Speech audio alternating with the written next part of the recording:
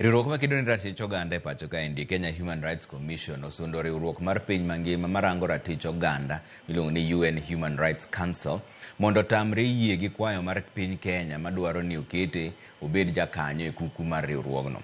Riwruogno ywak ni Kenya oserem rito ratiro mar oganda kokalo e telo mar agoko, okang' mar obila rocho ratich oganda, mibadhi kod timbe mamoko ma ok owinjore. Kuku mar UNHCR ni kod pinje 47 marango rang'iny mar tayo ratich oganda e piny mangima.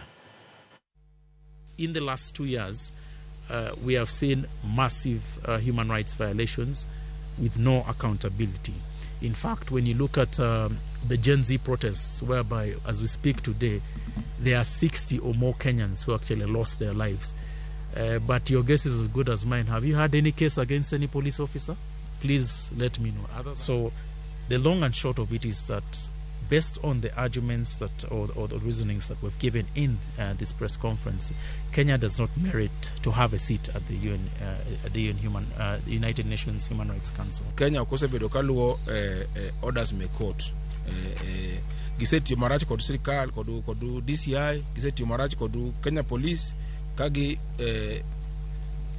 gichwalo kod weche moko moneno kok beyo. Waneno ka ntiwa mang'eny osehiny gi police, imako gi, inego gi, moko bende wa Kenya nigi ntiekru nyaka chieng' kawuono.